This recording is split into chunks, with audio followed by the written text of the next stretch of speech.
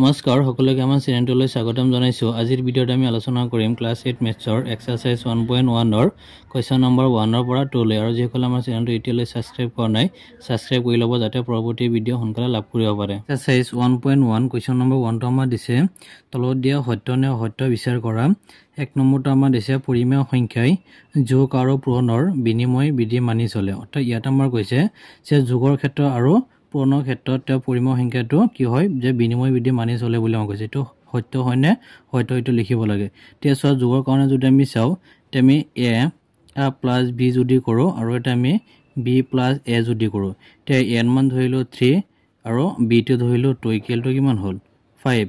ইয়াৰ আমি সেম একে মানটো বহাই দিম। তে b মানে ইয়াত 2 আছিল ইয়াত 2 বহাই দিম আৰু ইয়াত a মান আছিল 3 ইয়াত আমি 3 বহাই দিলে ইকুৱেল টু যায় কিমান পাম 5। অৰ্থাৎ যোগৰ ক্ষেত্ৰত আমাৰ কি হয় যে বিনিময় বিধিটো মানি চলে। অৰ্থাৎ দুইফালে আমি একে পাইছো। আৰু পূৰণৰ ক্ষেত্ৰত যদি আমি চাওঁ তেন্তে যে ইনটু b আৰু b ইনটু a যদি আমি কৰি চাওঁ ইয়াত আমি a যদি আমি ধৰি 5 ধৰো আৰু b যদি আমি 4 ধৰো ইকুৱেল টু কিমান হ'ব 20।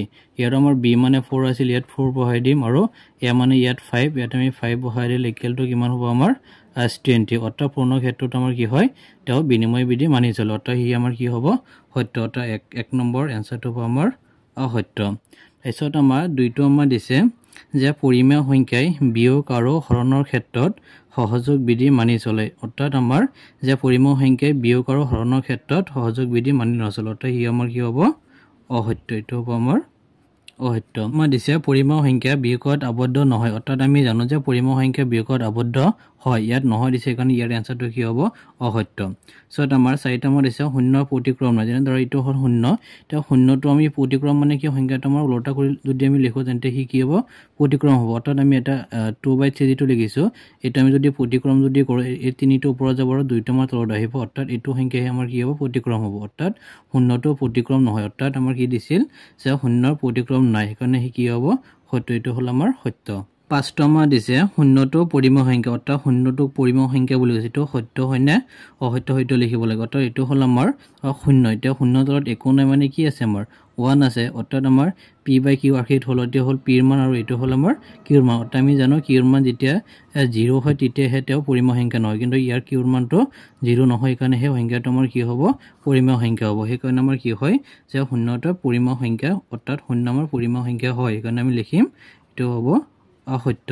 কোৱেশ্চন নম্বৰ 6 টো আমাৰ দিছে ইয়াত আমাৰ যে ইকুৱেলৰ হিফালে আমাৰ যিমান দিছে ইকুৱেলৰ হিফালে আমাৰ একে সংখ্যাই বুজাইছে। অৰ্থাৎ আমাৰ একে বিলু বুজাইছে। অৰ্থাৎ আমি যদি ইকুৱেলৰ হিফালে আমি যেটো বিলু পাম হিফালে যদি একে যদি পাওঁ তেন্তে আমি সত্য বুলি লিখিম আৰু দুইফালে আমি যদি বেলেগ বেলেগ যদি আমি বিলু পাওঁ তেন্তে আমি অসত্য বুলি লিখিম। তেতিয়া সো ইয়াত যদি আমি চাওঁ ইকুৱেলৰ হিফালৰখিনি যদি আমি কৰো অৰ্থাৎ এইটো 2 আমাৰ এইটো সাইড কেইবাৰ দুবাৰ আৰু এইটো 3 আমাৰ ইয়াত কেইবাৰ দুবাৰ।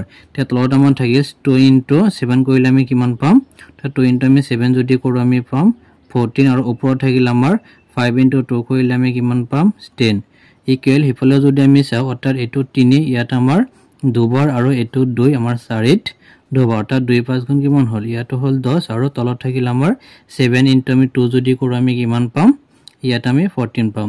তাৰপিছত যদি আমি কটাকটি যদি কৰো 2 ৰে যদি আমি কাটি দিও 10ত তেও 5 বাৰ আৰু ইয়াত তেও 7 বাৰ। অৰ্থাৎ 5 বাই কিমান হ'ল 7। সত হিফালে যদি আমি চাওঁ ইয়াত আমি 2 ৰে যদি আমি কাটো ইয়াত তেও 5 বাৰ আৰু 2 ইয়াত 7 বাৰ। অৰ্থাৎ ইয়াত আমাৰ 5 বাই কিমান হ'ল অৰ্থাৎ দুইফালে আমাৰ একে আছে মানে আমি কি ক'ব পাৰিম এইটো তেও সত্য হয়। অৰ্থাৎ আমি ইয়াৰ এনসাৰটো আমি লিখিম অসত্য।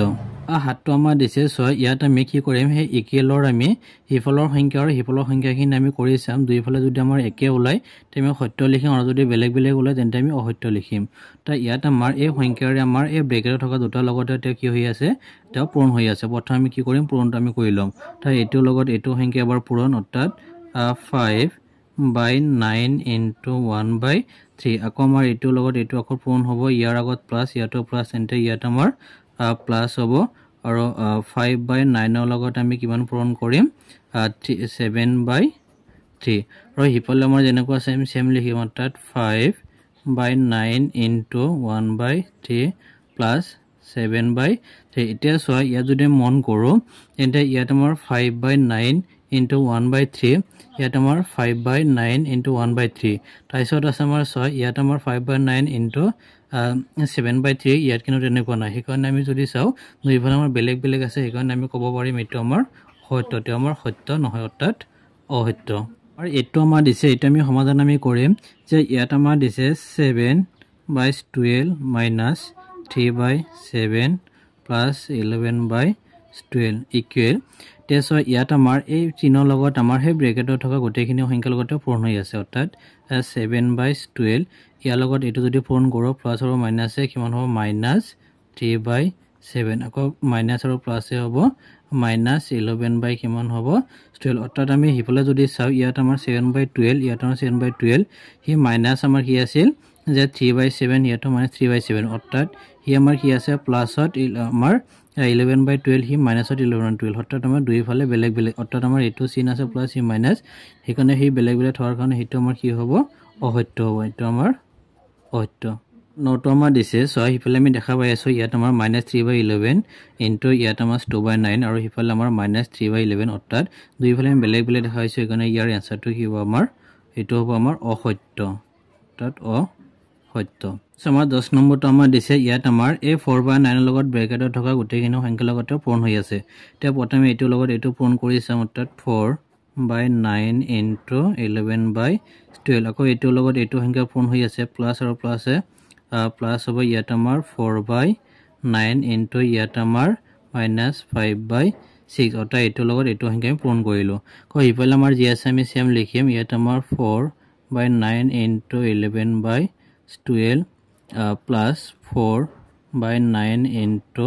-5/6 এতিয়া সো দুইফালে যদি মন কৰা ইয়াত আমাৰ 4/9 ইয়াত আমাৰ 4/9 into 11/12 ইয়াত into 11/12 ইয়াত আমাৰ প্লাস 4/9 ইয়াত প্লাস 4/9 আৰু into ইফালে আমাৰ -5/6 ইয়াত -5/6 অৰ্থাৎ দুইফালে আমাৰ একে আছে কাৰণ এটো আমাৰ কি হ'ব এটো হ'ব আমাৰ অসত্য এখিনি আছিল আমাৰ এখৰ সমাধানখিনি কোৱেশ্চন নম্বৰ 2 যোগাত্মক বিপৰীত সংখ্যাবোৰ লিখা অৰ্থাৎ ইয়াত আমাৰ যে যোগাত্মক বিপৰীত সংখ্যা যেতিয়া লিখিব দিয়া তেতিয়া আমি এটা কথা মন কৰিম যে যেটো আমাৰ সংখ্যা দিয়া থাকিব যাতে আমি চিহ্ন হলনি কৰি দিম যেটো আমাৰ মাইনাসত থাকিব হেটো আমি প্লাসত লিখি দিম আৰু যে প্লাসত থাকিব ইয়াক আমি মাইনাসত লিখিলে আমাৰ সংখ্যাটো যোগাত্মক বিপৰীত কৰা হৈ যাব এনে ইয়াত আমাৰ 1 টো দিছে যে -7/9 এই সংখ্যাটো মাইনাস আছে আমি কি কৰিম ইয়াক আমি 7/9 লিখিলে আমাৰ आंसर হৈ যাব আৰু ইয়াত কি আছে দুইটো আমাৰ দিয়া আছে ইয়াত আমাৰ প্লাস চিহ্ন মানে প্লাস আছে অৰ্থাৎ আমাৰ +3 আৰু এটম বিফোৰ সংখ্যা যদি লিখো ইয়াৰ आंसर টো পাম -3 সেম একে দৰে আমি তিনিটো আমি যদি চাও ইয়াত আমাৰ -2/8 আৰু এটো সংখ্যা আমাৰ কি হ'ব